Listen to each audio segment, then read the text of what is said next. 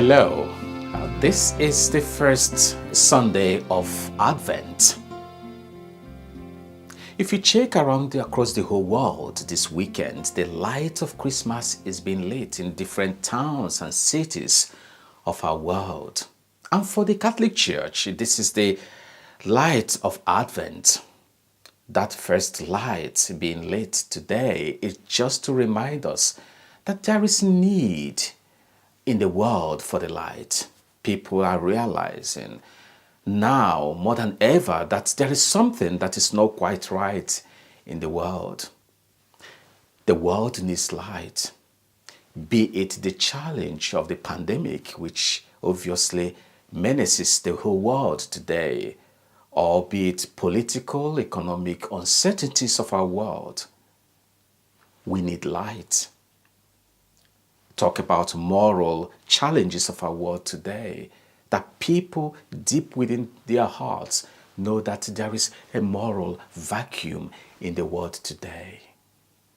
We need the light, and that is what we celebrate in Advent. It is a time of sober reflection,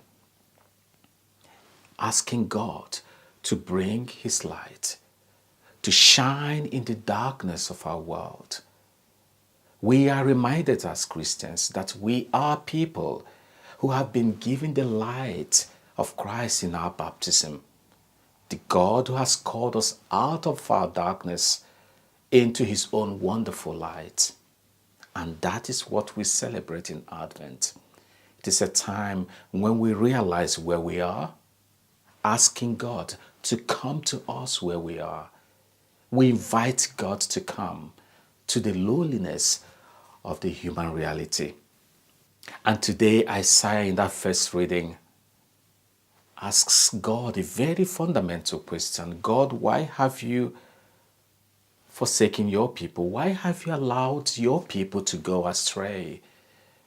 It is as if God is beginning to think and reflect to himself to say, why have I created man in my own image and likeness, entrusted man with a lot of responsibility and ability to make choice and make a good choice?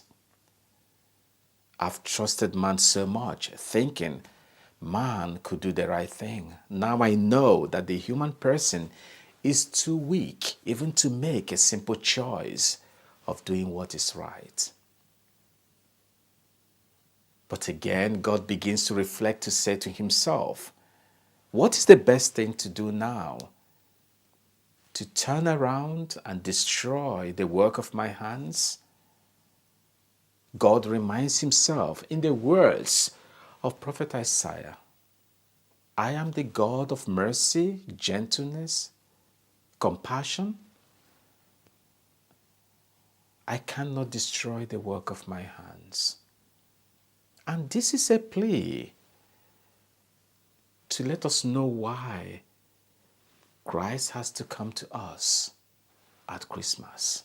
God has decided to come. The plea of the psalmist reaches to God. The plea that says, God of hosts, bring us back and let your face shine on us and we shall be safe. And that is what conversion is all about. It is about God making that effort to come back to us and we making our own effort to return to God. And when our desire and God's desire meet each other, true conversion begins. And so Advent is a time of conversion. Advent is a time to repair our relationship with God, to make amends what has gone wrong in our own perfect relationship with God.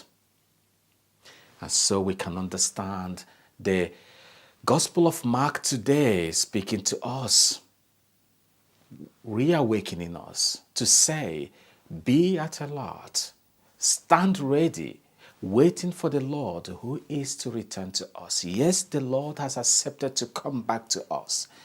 We have to be ready to wait for the Christ who comes to us in glory and the Christ who comes to us as a baby. It is a time to amend the relationship. We all know what it means at this time to be at alert.